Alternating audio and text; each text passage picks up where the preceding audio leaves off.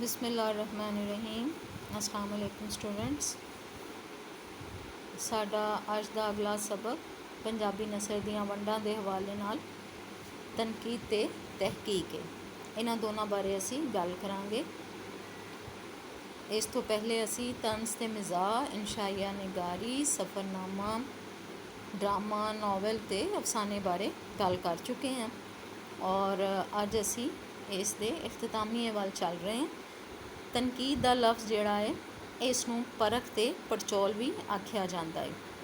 तनकीद दा मतलब बाद सियाणे दे नेड़े इंज है कि जिवें अनाज नूं इस तरह उछालिया जाए कि दाना जिहड़ा है वो तूड़ी तो अलग हो जाए, यानी इस तरह उस उपर काम करना कि फसल जिहड़ी है वो अलग हो जाए और उहदी तूड़ी जिहड़ी है वो अलग हो जाए, दोनों चीज़ां अलग अलग हो जान। इस एतबार नाल पारख का काम यह बनता है जे वो अदब बारे का तजिया इंज करे कि खरा और खोटा दोवें एक दूजे तो अलग हो जान। पारख का मतलब हुंदा है तनकीद करन वाला, कि तनकीद करन वाला किसी भी अदब बारे इस तरह गल करे कि वो उसदियां खूबियां अलग बयान कर देवे ते उसदियां खामियां नूं अलग बयान कर दे, ताकि दोवें शैवां साडे सामने आ जावन। पुराने ज़माने विच पंजाबी तनकीद की पहली किताब प्रेम कहानी वांगू तशरी या तस्करे के अंदाज विच तनकीद की जाती सी। पर हुण दे दौर विच जिथे बहुत सारिया अदब दे विच तब्दीलियां आईयां ने, उस तरह ही हुण तनकीद जिहड़ी है वो भी बाकायदा एक फन की शक्ल बन चुकी है। हुण एक नकाद समाजी हवालियां तो वख लिखारी दे नफसियाती पिछोकड़ नूं भी ध्यान विच रखदा है और मुआजना करता है, मुहाकमा करता है, तकाबली जायज़ा लैंदा है तो फिर तहकीक नूं इंज परखदा है कि इहदा हर रंग सामने आ जाता है। यानी हुण तनकीद करन वाला ये वेखदा है कि वो समाजी अवामिल किहड़े सन जिन्हां ने तनकीद दे उपर कम पाया और तनकीद ने किहड़ी शक्ल इख्तियार की। बुनियादी तौर पर तनकीद के दो पहलू बनते हैं, एक नज़री है और दूजा इतलाकी है। नज़री तनकीद दे विच असी असूलों उत्ते बहस करते हैं, जदों कि इतलाकी तनकीद विच उन्हां ही तनकीदी असूलों नूं लागू करके फन पारे दी सिनफ या अदबी दौर का बाकायदा जायज़ा लैंदे हां। मुतवाज़न तनकीद वो हुंदी है जिहदे विच एक नकाद किसी एक खास नज़रिए की बजाय मुतवाज़न अंदाज विच सारियां असूलों तो कम लैंदा है तो किसी फन पारे का जायज़ा लैंदियां होया नफसियाती, समाजी, माशी, इमरानी ते तारीखी हवाले तो इलावा होर भी कई पहलुआं नूं सामने रखता है। तखलीक नूं उस दे ज़माने के एतबार नाल भी परखदा है तो दूजे फन पारिਆਂ नाल इहदा तकाबली जायज़ा लैके फिर इस अदब बारे की कदर ते कीमत का तयन कर दिंदा है। इसे कदर और कीमत का तयन जिहड़ा है वो तनकीद कहलांदा है। अगे असी गल करांगे तहकीक दे बारे च। तहकीक का मतलब हुंदा है दोबारा लभना, यानी एक चीज़ पहले तो मौजूद होए लेकिन वो बारे असी मज़ीद गल कर सकते हाँ, वो बारे असी एक खास तहकीकी निगाह दे नाल ओहदी तहकीक करते हुए उस दे लुके हुए हिस्सों नूं दोबारा असी लभ सकते हैं। असल विच खोज बारे कहा जाता है कि तहकीक का मकसद कोई ना कोई मसला हुंदा है और ये मसला ऐसा हुंदा है कि असी इहदे बारे नवीं गल करन दी गुंजाइश लभ लैंदे हां ते खोजी साइंसी नुकता नज़र नाल गैर जानिबदार होकर कोई ना कोई अजिहा नतीजा सामने लिआंदा है कि असल हकीकत जिहड़ी है वो सामने आ जाती है। पंजाबी विच तहकीक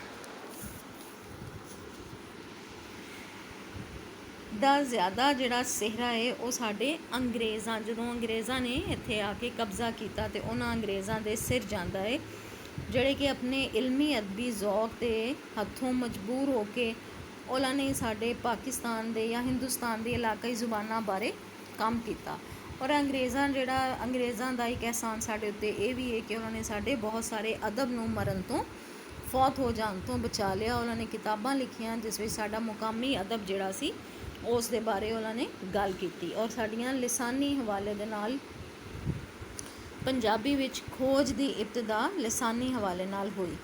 ਅਗਰ ਹੁਣ ਤੱਕ ਅਸੀਂ ਹੋਏ ਤਹਿਕੀਕੀ ਪੰਜਾਬੀ ਦੇ ਤਹਿਕੀਕੀ ਮਵਾਦ ਦਾ ਜਾਇਜ਼ਾ ਲਈਏ ਤਾਂ ਇਹਦੇ 4 ਰੁਖ ਬਣਦੇ ਨੇ।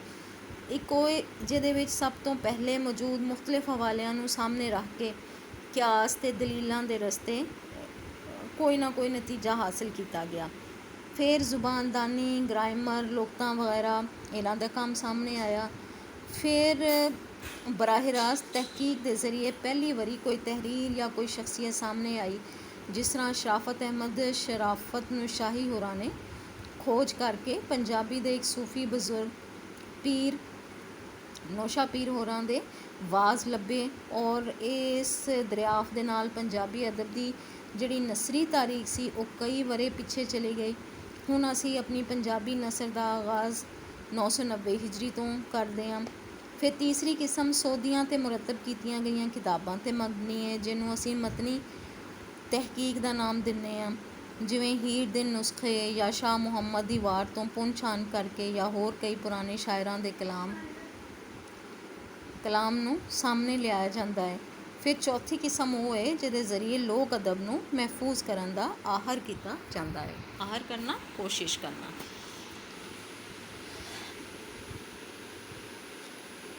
ਤੇ ਇੰਝ ਅਸੀਂ ਵੇਖਦੇ ਹਾਂ ਕਿ ਤਹਿਕੀਕ ਜਿਹੜੀ ਹੈ ਉਸ ਦਾ ਪੰਜਾਬੀ ਅਦਬ ਦੇ ਵਿੱਚ ਤਹਿਕੀਕ ਦਾ ਇੱਕ ਬਹੁਤ ਬੜਾ ਕੰਮ ਹੈ। ਅਗਰ ਤਹਿਕੀਕ ਨਾ ਹੋਏ ਤਾਂ ਬਹੁਤ ਸਾਰੀਆਂ ਚੀਜ਼ਾਂ ਆਪਣੀ ਮੌਤ ਆਪ ਮਰ ਜਾਣਗੀਆਂ, ਅਸੀਂ ਉਹਨਾਂ ਤੱਕ ਪਹੁੰਚ ਹੀ ਨਹੀਂ ਸਕਾਂਗੇ। ਲੇਕਿਨ ਤਹਿਕੀਕ ਕਰਨ ਵਾਲਿਆਂ ਨੇ ਸਾਡੇ ਵਾਸਤੇ ਬਹੁਤ ਸਾਰੀਆਂ ਗੁੰਜਾਇਸ਼ਾਂ ਸਾਹਮਣੇ ਰੱਖੀਆਂ ਨੇ, ਜਿਹਦੇ ਜ਼ਰੀਏ ਅਦਬ ਨੂੰ ਮਹਿਫੂਜ਼ ਵੀ ਕੀਤਾ ਜਾਂਦਾ ਹੈ ਅਤੇ ਆਉਣ ਵਾਲੀਆਂ ਨਸਲਾਂ ਲਈ ਸਾਂਭ ਵੀ ਉਹਨਾਂ ਦੀ ਹੋ ਜਾਂਦੀ ਹੈ। ਅਗਰ ਅਸੀਂ ਇਹਦੇ ਸ਼ਾਰਟ ਕੁਐਸਚਨ ਕਰੀਏ ਤਾਂ ਸਭ ਤੋਂ ਪਹਿਲੇ ਤਨਕੀਦ ਦੇ ਬਾਰੇ 'ਚ ਅਸੀਂ ਗੱਲ ਕਰਾਂਗੇ ਕਿ ਤਨਕੀਦ ਦੀ ਸਹੀ ਤਾਰੀਫ ਪੇਸ਼ ਕਰੋ। ਤਨਕੀਦ ਦੇ 2 ਪਹਿਲੂ ਕਿਹੜੇ ਨੇ? ਨਜ਼ਰੀ ਤਨਕੀਦ ਤੋਂ ਕੀ ਮੁਰਾਦ ਹੈ ਤੇ ਇਤਲਾਕੀ ਤਨਕੀਦ ਤੋਂ ਕੀ ਮੁਰਾਦ ਹੈ?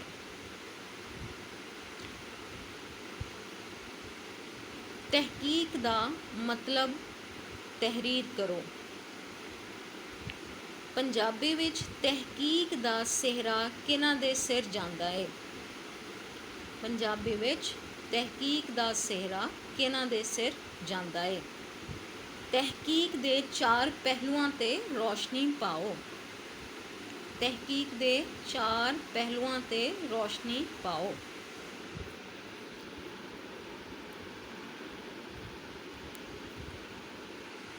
ਤਹਿਕੀਕ ਦੀ ਲੋੜ ਕਿਉਂ ਮਹਿਸੂਸ ਹੋਈ?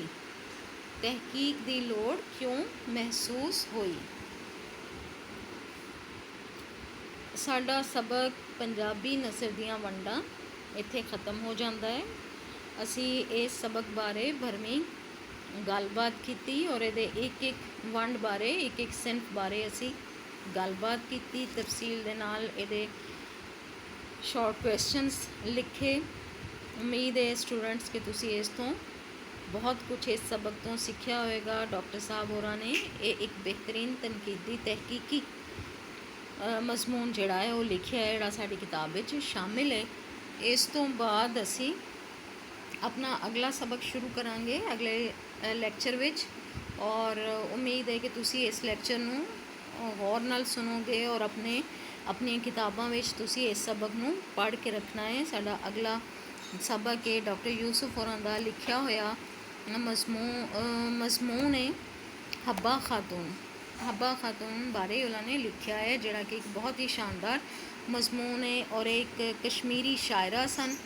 ਔਰ ਹੱਬਾ ਖਾਤੂਨ ਹੋਰਾਂ ਦੀ ਇੱਕ ਕਸ਼ਮੀਰੀ ਸ਼ਾਇਰਾ ਬਾਰੇ, ਉਹਨਾਂ ਦੀ ਹਯਾਤੀ ਬਾਰੇ ਔਰ ਫਿਰ ਉਹਨਾਂ ਦੀ ਸ਼ਾਇਰੀ ਬਾਰੇ ਬਹੁਤ ਤਫਸੀਲ ਨਾਲ ਡਾਕਟਰ ਯੂਸੁਫ ਬੁਖਾਰੀ ਹੋਰਾਂ ਨੇ ਗੱਲ ਕੀਤੀ ਹੈ।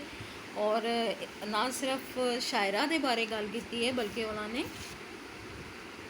ਆਪਣੇ ਕਸ਼ਮੀਰ ਦੇ ਹਵਾਲੇ ਨਾਲ ਵੀ ਸਾਨੂੰ ਇੱਕ ਕਿਸਮ ਦੀ ਥੋੜੀ ਤਾਰੀਖ ਦੇ ਨਾਲ ਵੀ ਮੁਤਾਰਿਫ ਕਰਵਾਇਆ ਹੈ। ਇੱਕ ਬਿਹਤਰੀਨ ਮਜ਼ਮੂਨ ਹੈ ਡਾਕਟਰ ਸਾਹਿਬ ਹੋਰਾਂ ਦਾ, ਡਾਕਟਰ ਯੂਸੁਫ ਬੁਖਾਰੀ ਹੋਰੀ। ਪੰਜਾਬ ਯੂਨੀਵਰਸਿਟੀ ਦੇ ਵਿੱਚ ਸ਼ੋਭਾ ਕਸ਼ਮੀਰੀਆਤ ਦੇ ਹੈੱਡ ਵੀ ਰਹੇ ਨੇ ਔਰ ਇੱਕ ਬਹੁਤ ਅੱਛੇ ਕਹਾਣੀਕਾਰ। ਔਰ ਇਹ ਅਸੀਂ ਜਦੋਂ ਉਹਨਾਂ ਦਾ ਮਜ਼ਮੂਨ ਪੜ੍ਹਾਂਗੇ ਅਤੇ ਅਸੀਂ ਉਸ ਤੋਂ ਮੁਸਤਫੀਦ ਹੋਵਾਂਗੇ। ਅਗਲੇ ਲੈਕਚਰ 'ਚ ਅਸੀਂ ਇਸ ਬਾਰੇ ਗੱਲ ਕਰਾਂਗੇ।